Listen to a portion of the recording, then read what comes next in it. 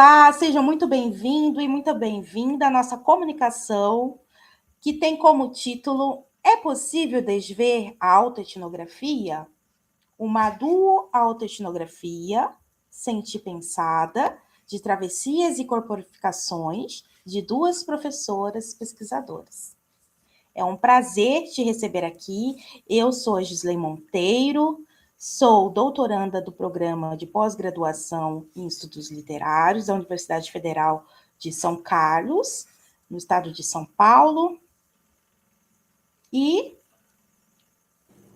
Olá, sejam muito bem-vindos e bem-vindas. Eu sou a Vitória Silveira, vou estar comunicando hoje com a Gi sobre a nossa pesquisa. Sou mestranda no programa Interdisciplinar Educação, Linguagem e Tecnologias da Universidade Estadual de Goiás. Hoje a gente vai falar sobre essa pergunta e, para acelerar o nosso tempo, eu vou ler a nossa introdução para poder dialogar mais com a Gi e com você que nos assiste. Então, a pergunta é possível desver a autoetnografia parte de uma inquietação que compartilhei durante uma aula da disciplina de pós-graduação na USP, em 2025, no primeiro semestre. Essa disciplina tinha como premissa estudar propostas autoetnográficas para a formação docente no Antropoceno. E a minha dúvida consistia justamente por essa teoria não parecer seguir métodos ou ideias fixas.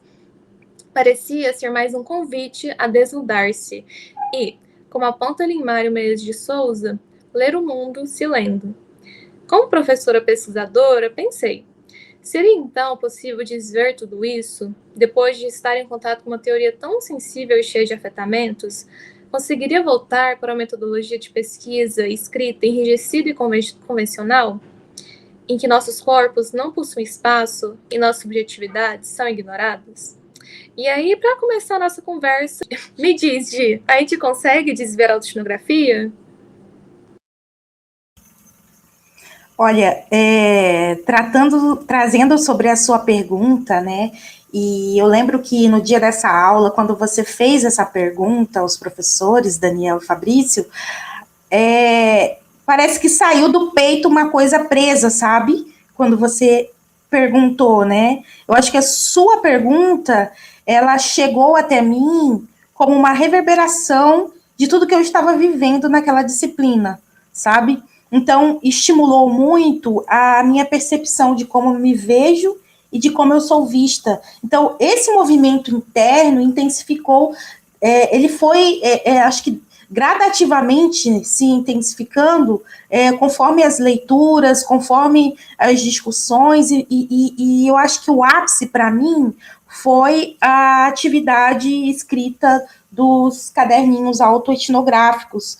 E eu sinto assim que ali, para mim, foi o ápice em que as interpelações dos professores, as sugestões feitas pelos colegas e a gente materializou naquele caderninho. Eu acredito que ali foi um pouco de botar para fora esse movimento em ondas que já estava pairando em mim. Eu não sei como foi para você esse movimento. Também foi um movimento que a gente percebeu vários afetamentos. Eu senti muita dor, mas também muitas outras sensações que, se eu tivesse olhado para mim mesma, eu não sentiria. E com isso, a gente quer falar um pouquinho sobre esses afetamentos, né, Gi?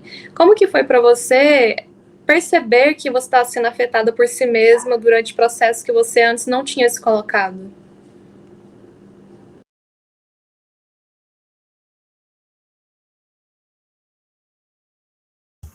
Bom, conforme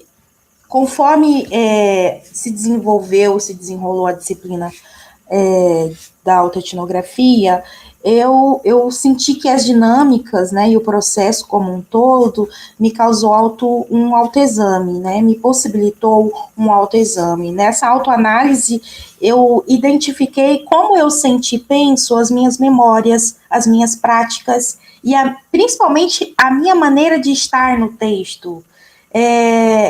E eu falo isso porque a minha formação ela foi a partir de uma pedagogia da contenção, onde era necessário me reduzir para caber, obedecer a exigências de uma prática de ensino muito eurocentrada, muito voltada para a fala dos autores, as falas e os conceitos e as colocações de autores e autoras, filósofos e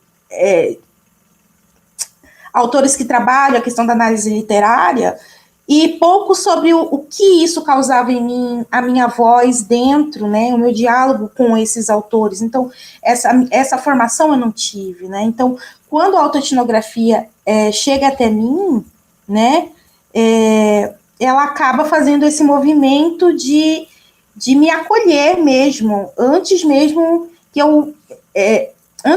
de eu pensar no conceito, eu recebi primeiramente esse acolhimento da autoetnografia. Sim, eu também. A gente fala nesse contexto de pesquisa, quando a gente não tira o corpo do estudo, que a autoepistemologia ela altera também, né, o ser e o saber, então não tem essa separação. A gente está pesquisando e sendo ao mesmo tempo.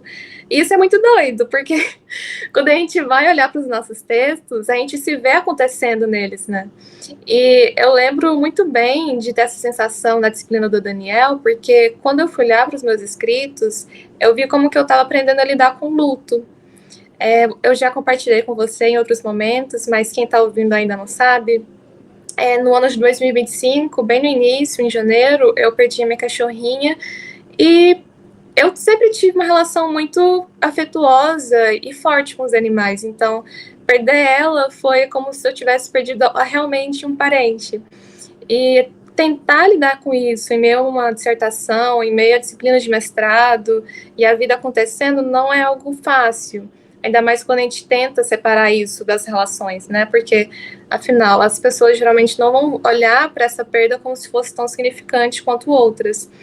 E ver que eu tinha espaço em uma disciplina, na autoetnografia, para falar desse processo, me fez olhar para mim mesma e ver como que minha identidade como docente e pesquisadora também está sendo formada a partir desses processos.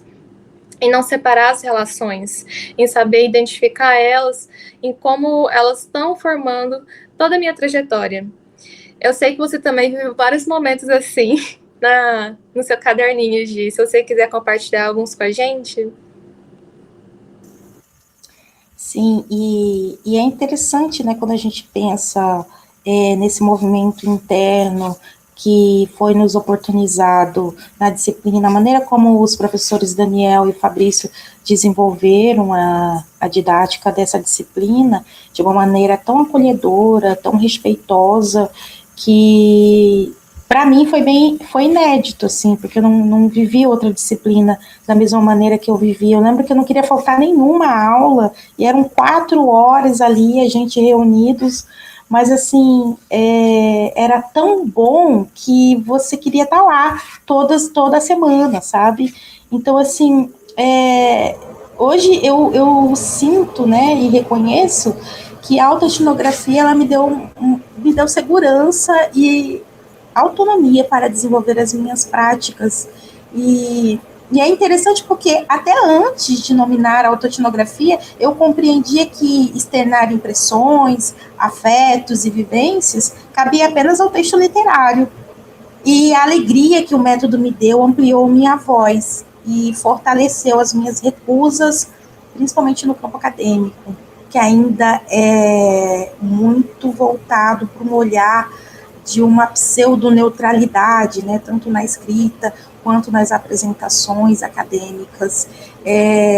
E houve muito, acho que os autores, né, que os professores trabalharam, fizeram esse movimento juntamente, né, com as atividades e a didática da aula, né, e assim, usando um conceito de Bell Hooks, de amorosidade, né, essa maneira de se sentir confiante para fazer uso da metodologia e para além disso, né, também para sentir pensar o mundo, né, sentir pensar as nossas experiências e como que elas são entrelaçadas também pela escrita acadêmica, pela escrita literária, pela escrita num sentido mais amplo, né, também pela prática de ensino que nos perpassa enquanto professoras pesquisadoras. Então, eu acredito que houve uma ampliação e também um fortalecimento interno. É a sensação que eu carrego.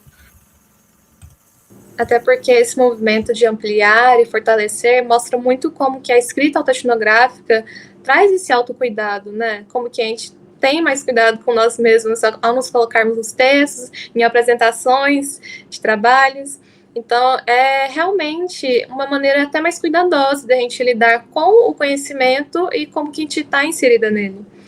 Eu lembro também de pensar como que a autoetnografia permite a gente voltar para o passado, e de uma maneira muito ciente pensada também, em olhar para as nossas memórias e ver como que elas estão entrelaçadas na nossa identidade, nas nossas ações e praxeologias. O texto do Fabrício Ono fala muito disso, né, que ele publicou em 2025, sobre a autoetnografia ser um movimento de olhar para trás, viver o presente e imaginar o futuro.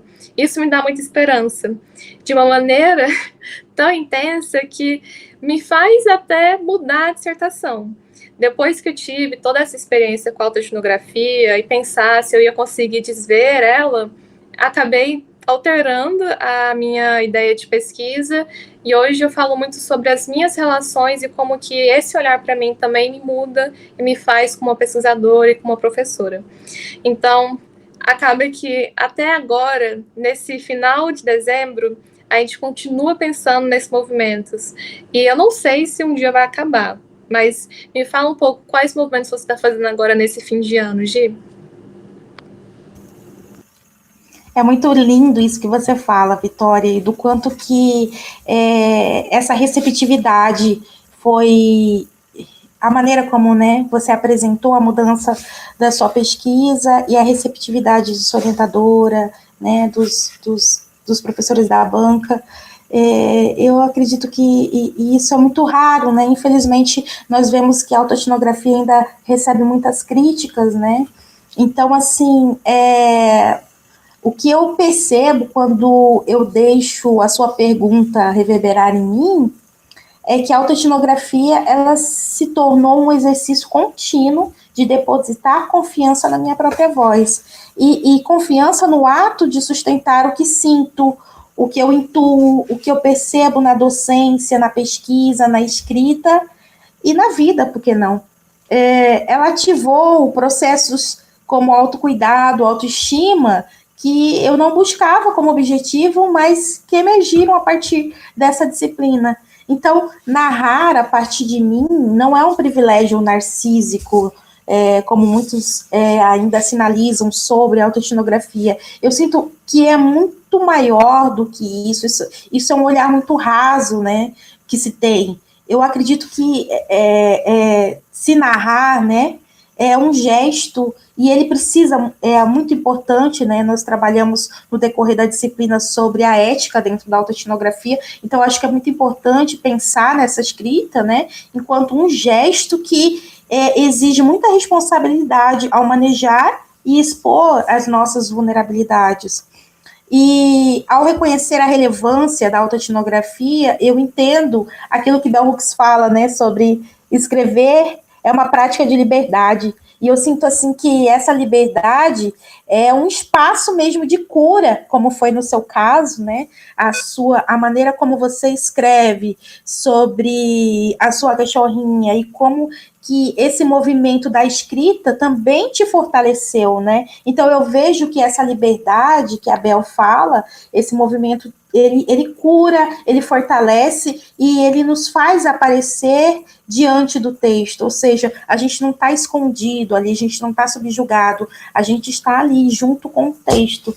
Então, diante do texto como esse território de si, eu entendo porque talvez não seja possível desver a autoetnografia, porque mesmo quando não a nomeio, a escrita autoetnográfica ela permanece impregnada nos meus textos. Ela se tornou meu modo íntimo de ser e estar no mundo com uns olhos autoetnográficos. Essa é a minha percepção para 2020, para o segundo semestre de 2025.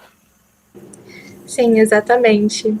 E é com isso que a gente gostaria de finalizar, né, Gi? Para falar que Não existe também uma resposta fixa. As nossas percepções sobre autoetnografia, elas estão muito entrelaçadas com a nossa própria vida. Então, se a vida ela é múltipla, complexa e está sempre em devir, a gente também pensa que a autoetnografia é esse movimento que não tem uma fixidez. Podem ter várias outras respostas sobre essa pergunta e a gente gostaria que, na verdade, vocês contribuíssem, pensassem, pensassem sobre elas, porque a gente acha que esse autoetnografar também é um movimento em coletividade, que a gente se constrói juntas nesse processo e dá, como hoje, uma apresentação sentir pensada. Então é isso, espero que vocês gostem do vídeo. E queremos fechar devolvendo a pergunta para vocês. E aí, é possível desver a autoetnografia? Um abraço e fiquem todos bem.